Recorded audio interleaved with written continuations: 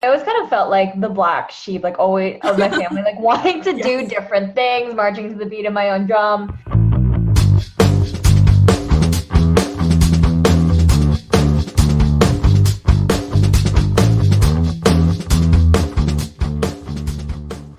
What is up, everyone? You're tuning into an episode of Strangers in Passing. I'm your host, Beverly Teresa. I'm a social media strategist from Edmonton, Alberta, and today's episode is with someone I kind of know. You know when you meet someone randomly for a split second, or you get introduced through a friend and you want to know more about their story? This is what Strangers in Passing is based on. Today's episode features Karen Swizik. Sorry if I pronounced your last name wrong, Karen. Karen is a blogging strategist who wore many hats to become the success she is today. We talk a lot about her path and experience to owning her own business, why she felt like the black sheep of her family, and we spill a little tea on what it's like to be an introvert at events.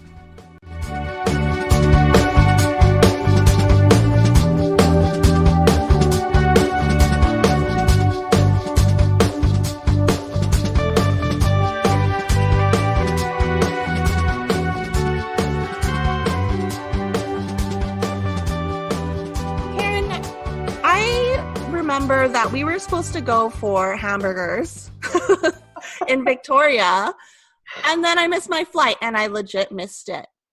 Do you remember that? Yeah, I did remember that. It's funny because I'll be honest, I thought you were using it as an excuse, and I thought, like, who misses their flight? I thought you really didn't want to meet me, but the fact that you said you legitimately missed it, I'm like, oh, okay. Yeah, and like you could have followed my Instagram stories where I Instagram storied like my whole time at the airport because I had to wait like an additional 3 hours for my next flight, and I only missed the check-in by like 2 minutes. Really? They're that strict? Yeah. Okay, there'll be another opportunity hopefully in the future for a burger date. We will have our burger date eventually. I hope so, because you're in Toronto? Yeah, well, more west in Oakville, but yeah, Okay. in that area, Greater Toronto area. So in the pre-email to this interview, you mentioned something about how you were an overachiever and then it went downhill after university. I'm curious, can you share that story?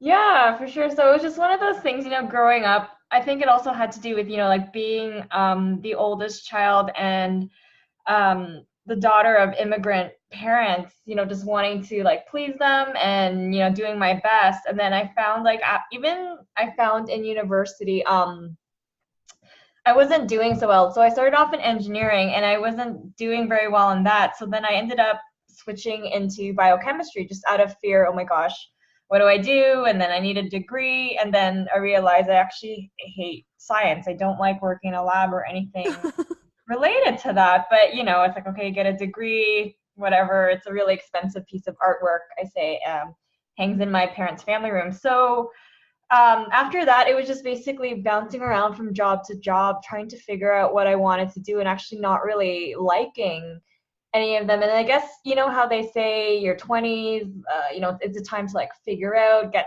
your SHIT together, and hopefully, I guess by the time 30 or early 30s roll around, you're kind of set on a better path. But it just felt I was constantly starting over again. I didn't have any, like, I don't know what it means to climb a corporate ladder to get that office. I was just constantly starting over again. So it's almost as if, like, you name a job, I probably would have had it. Like, I've worked in retail, I was a personal trainer, I did project management, I worked for the government, I applied to grad school twice, and it's like I just have no idea what I want to do. So I kind of felt like it was going downhill, and I was actually kind of embarrassed about my story, thinking, well, this is not defining the traditional path of success. But then I guess after starting the blog, I realized, and then, meeting people and connecting more with people, that they felt the same way. And I guess in a sense that I kind of like inspired them by, sharing my story. So Yeah, and I think it's just so easy to see people's like end success and not like the steps that they had to overcome or take to get to that point in their life. So like, I'm glad that you're sharing your story. And I think a lot of people can relate with that. Like, I didn't know what I wanted to do, like, after I graduated high school. And it took me a really long time to get where I am today. So I think just remembering that other people share in the same experience is important. Yeah, it's funny because I always kind of felt like the black sheep, like always of my family, like wanting to do different things, marching to the beat of my own drum. And when people be doing this, I'm like, no, I want to do this instead. And yeah, it's just funny because people, you know, and I'm sure you've had people tell you this too, maybe that you're like, oh, they admire you, like you're so brave. And like, I don't really think I'm that brave. It's just, I guess maybe I'm more determined or adamant about wanting to kind of create the life that I want. I'm like, well, why do I have to settle? Why does it have to be this way? Why do I have to do what everybody else is doing? What were your parents thinking when you were like, I'm going to be a full-time digital marketing blogger person? I think at first it was kind of like, what does that mean and what is that? Same. Because it's not something, you know, very traditional or something people would understand, like, oh, I'm going to be a lawyer, I'm going to be a doctor. So I'm just going to backtrack a bit. I actually blogged anonymously for the first few years. So nobody even really knew about my blog except my boyfriend, who's now my husband at the time, and my sister. So it wasn't until around 2000 and I think it was 2016, I believe, that I, you know, decided to reveal myself and just started to let people know more about my blog. So for the most part, people kind of considered it to be a hobby because I still think there's that misconception that people believe, you know, oh, blogging is only for millennials. It's just something I like to do when I'm in my pajamas. So my dad, he didn't really say that much just because, you know, he's more of the strong, silent type. But but my mom, who's more vocal, she was very concerned. And, you know, as a parent, as her being a parent, she had every right to be. So it was kind of hard to you know, try and build the business, like focus on that. But at the same time, you know, her being concerned, you know, like, what are you going to do? Like, shouldn't you look for other 9-to-5 jobs? Where are you going to get the money? Do you have money? And then it's kind of like, well, you know, I'll let you know if I'm living off of, you know, nothing but ramen. So it wasn't really actually until I started to gain a little bit of traction and get, you know, like clients and, you know, have more opportunities that she started to see like the value in what I provide. So now she's actually like one of my biggest fans. She knows, she keeps track of, you know, like how many followers I have on Instagram, even though she doesn't have an Instagram. But yeah, it's awesome now. So yeah, that sounds like she sounds really supportive.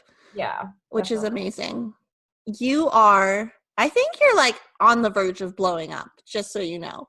So you just signed on to be a co-author for a couple of books. And going back to my mom and just talking about it, because you know, as a kid, I really enjoyed writing and poems and stories. So I always tell people it's almost kind of as if I came back like full circle now that I'm in into like blogging and then content creation. So she's saying, you know, like you should write a book. You should write a book. And then to me, I thought, okay, you know, it's great. It just seems like the natural transition that a lot of people who have a blog, they do write books. But then I thought to myself, well, with what time? However, the opportunity came up where I was just ended up talking to somebody who had been a co-author for a couple of books.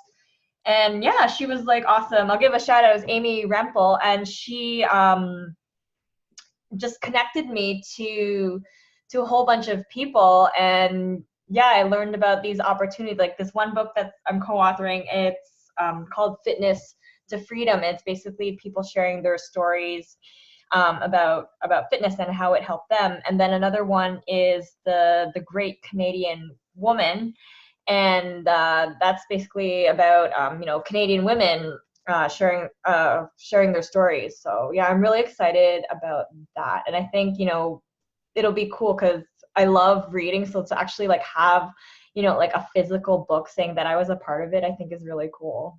Yeah. When you were younger, did you ever think that you would have a job based off of like what you'd consider, well, what some people would consider a hobby, like blogging? No, never. Like I was that person, and I think maybe it might be a generational thing because I was raised to believe, you know, go to school, work hard, get good grades, get into a good university, and then get a job. You're set for life. You're just basically, you know, work your way up the latter. So it's really crazy. Like I never thought, like I always thought, I'm gonna work for somebody. I could never be my own boss. I can't do this. This is not for me. And then I also had this weird thought that you need to be an extrovert in order to have your own business, be that person like work in the room, handing out the business cards. And I'm definitely not an extrovert. I'm an introvert, and I believe you're also as well. Or say we're more social on social media. Yes. Than in real life. So it's just crazy to think that. And I think, again, it's like one of those things, like never say never. Like really, you never know what can happen, and just to be open to things changing. Originally with like the blog, it had started off as a hobby, but I had found, over time, you gain a lot of skills when you like start a passion project. I'm like, wow, these skills are actually marketable. Like these are skills that, you'll see in job postings. So yeah, except from home. Yes. Do you sometimes feel like you're a recluse? Yes and no. It's funny, but I think like being an introvert, it's okay. It's funny because I remember my mom, I think it was my mom who had asked, she was concerned. She's like, are you okay? You're not really going out that much or interacting with people. And then I think I told her I love it. Like I know. Yeah. I don't mind, not having to interact with a lot of people on a regular basis. And I think it may have to do also that I have like social anxiety. Right. So a lot of times, going to networking events, which is, a natural thing that you have to do when you're running a business.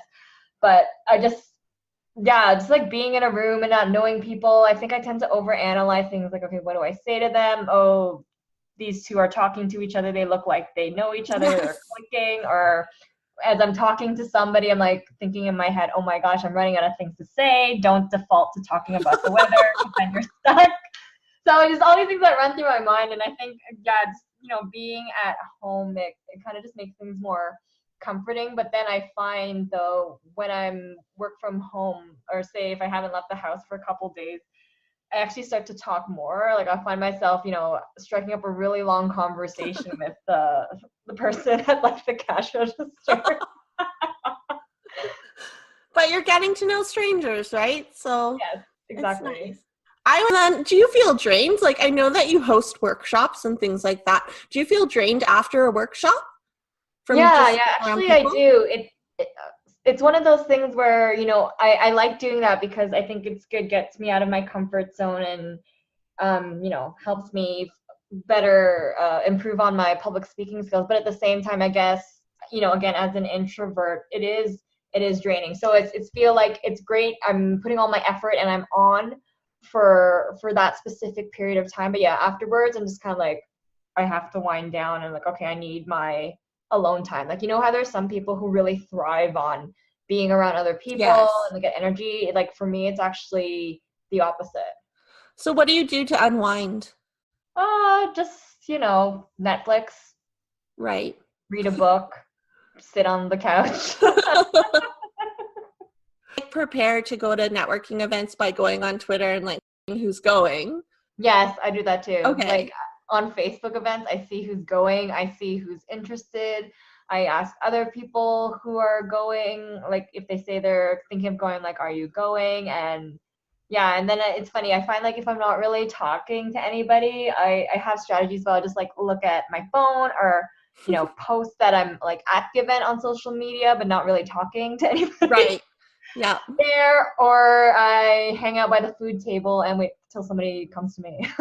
That is what I do too. I used to just like on my own and being the weirdo.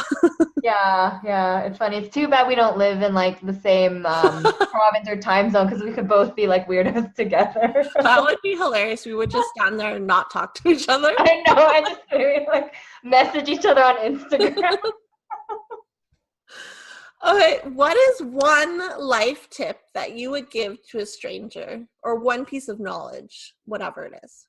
Well, I have a lot, but I guess one thing that stands out in my mind is to listen to your gut and to take more risks. Because I think a lot of people, they say, I wish I could have, would have, should have, but at the end of the day, I feel, like life is too short, and I know you have a lot of other things going on, and sometimes, money plays a big role in hesitating to do things, but I still feel, you're not living your life if you're not like taking risk or just like putting yourself out of your comfort zone, stepping outside of your comfort zone.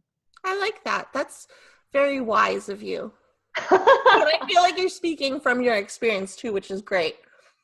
Yeah, it's one of those things. I think it really hit me when I was working for my job with the government. I felt like I was settling, and I was very, concerned. I'm like, well, nothing is happening, and so many years have passed. I'm like, oh my gosh, what if I let 15, 20 more years pass, and then again, nothing still happens. So I knew that I had to take a huge risk by leaving that job. But at the end of the day, I'm glad I did, because it kind of just, set the wheels in motion for everything else that happened afterward. Alright guys, that's all I have for you this episode. You can connect with Karen Moore on social media or visit her website, all of which I'll put in the show notes. If you want to chat with me between episodes, you can follow me at Hello Beverly, that's Beverly with an L-E-Y, on all social media platforms. You can learn more about Strangers in Passing and catch earlier episodes at strangersinpassing.com. So if you find yourself lacking in the socializing department, it doesn't hurt to talk to a stranger. Unless, of course, they get creeped out by you. Then run away, far away. Bye!